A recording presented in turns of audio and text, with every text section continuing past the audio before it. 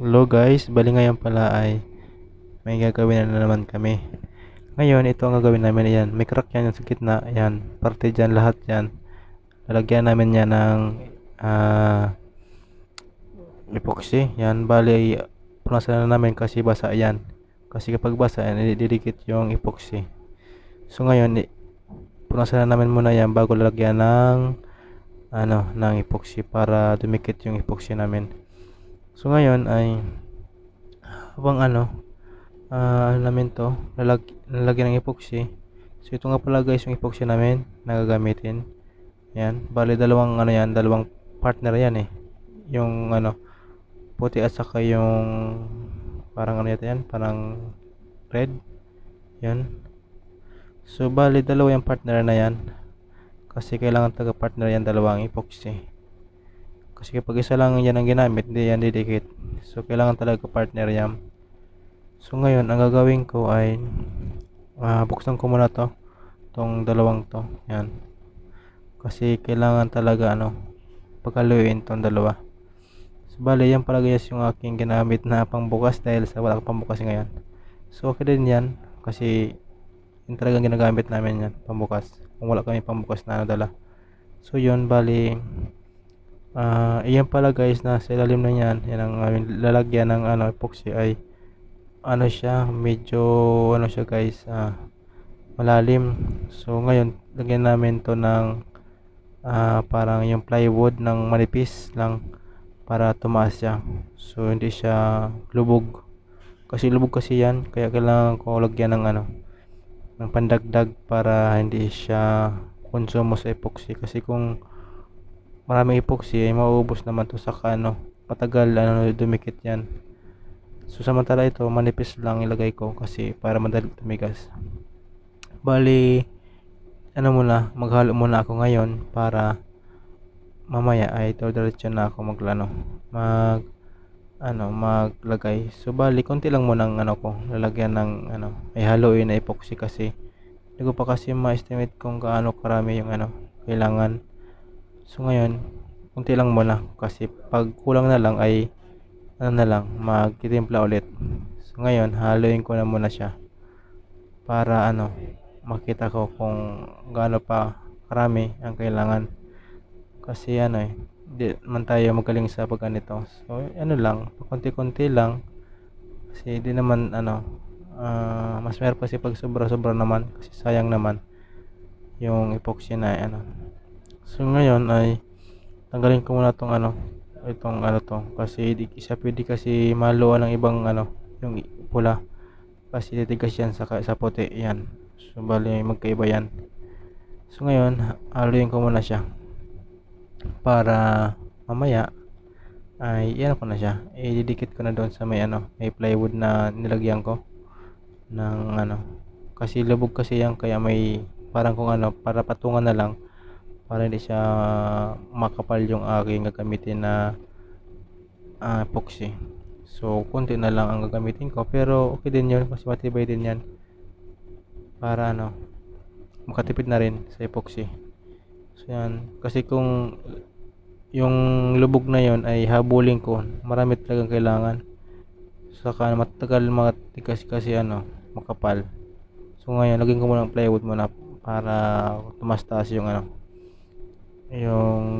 yung magpantay siya doon sa kabila ng konti kahit paano. Yan, bali lagyan ko muna siya ng silalim para dumikit siya, parang siya guys, parang pandikit lang eh. So yun, lagyan ko muna siya ng konti dito sa gilid para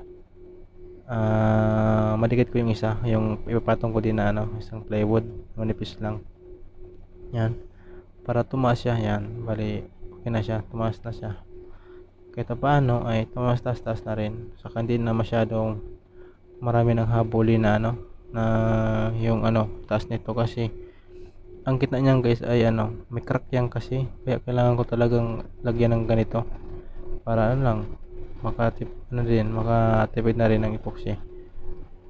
So yun, bali lagyan ko muna siya sa gilid at saka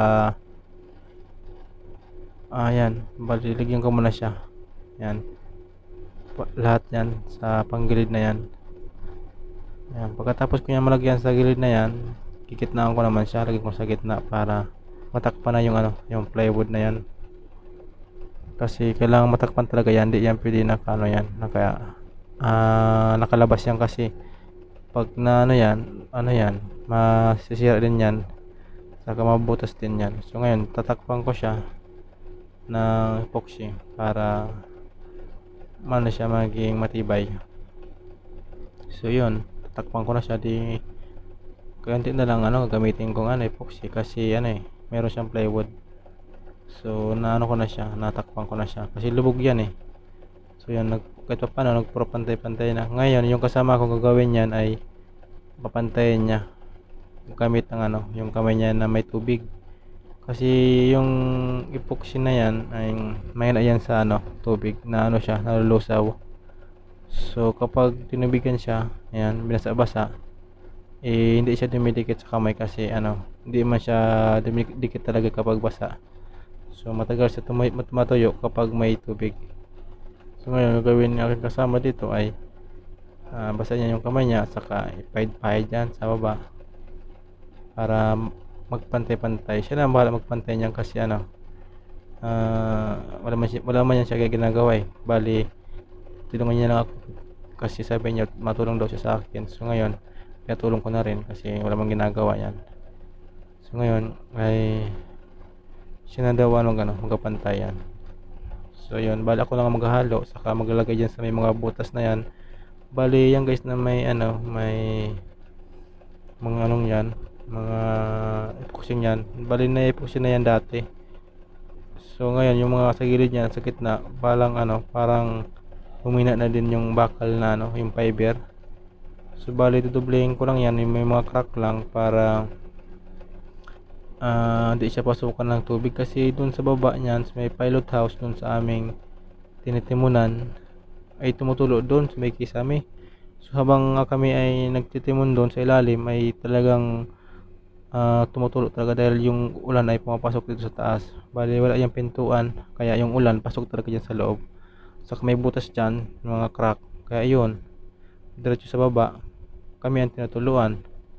So yun ang ang problema, kaya yun sabi sa amin na daw to epoxyin kasi nababasa yung sa doon sa loob, sa ilalim na yan, nababasa dyan kasi yung kami nag-duty kapag pag kami ay magbibiyahe. So ngayon ay yun, bali gagawin na namin yan, tatakpan lang ng epoxy. Pag natakpan na yan, so okay na. Iba naman ang gagawin namin, pero ngayon ay ito na muna kasi umaga ngayon, kaya yun, kailangan habulin yung oras kasi parating umuulan. Kaya yun na kami, bali inagahan ko siya guys ng paghalo kasi kapag hapon na mahirap tumuyo eh, matagal. Tapos ulan pa siya guys, umuulan pa siya. So yun, bali ako na siya guys, inagahan na para yun, pag hapon naman ay tuyo na siya. So wala nang problema. So ngayon ay naghalo ulit ako ng panibago kasi nakulangan, hindi ko na estimate. So ngayon ay halo naman ulit, last na lang tong halo kasi konti naman lang yan. Yun, bali pinas mo na lang kasama kasi nga may tubig pa siya, kasi hindi siya didikit kapag may tubig. Basa-basa ng konti kasi nabasa siya doon ng ulan. So yun, lagyan ko naman siya sa banda sa may gilid kasi mayroon dito sa gilid na mga crack, kaya yun ang aking tinatakpan eh. Yung mga crack dyan, lagyan ko yan kasi nga yun nga eh, may mga tubig, tinapasok kami ng tubig sa ilalim. So yun, tumutulo doon, kaya yun, basa-basa na kami doon sa ilalim, nababasa. So ngayon guys, pag natapos na namin to ay iba naman ang hanapin namin na trabaho. Maghanap naman kami ng ibang trabaho kahit mga basic lang guys. Bali ito lang talagang priority namin na tapusin talaga to kasi kailangan talaga to tumuyo na agad para sakaling umulan man ay hindi na siya pasukan ng tubig sa ilalim. Kasi nanggalit kasi aming kapitan kapag yun, pag nga tumutulo sa ilalim, din namin nalagyan ng epoxy. So yun, bali ito muna ang aming inuna. So kapag may trabaho naman ulit ay magtatrabaho ulit naman kami ng ibang ng ibang trabahoin. So ito lang mga basic namin ginagawa dito sa barko kasi wala naman talaga kaming ginagawang masyado dito na bali yan lang talaga, kailangan mag-alang duty muna pag matimon yun, kailangan talaga kami naka-duty talaga kasi hindi pwedeng hindi mag-duty kasi medyo malayo guys yung aming biyahe. Saka mabagal kasi ang takbo namin, kaya yun natagalan kami, pero totally talaga ay malapit naman lang, pero dahil nga sa malayo ay mahina yung aming takbo, mabagal lang talaga, kaya yun napapatagal.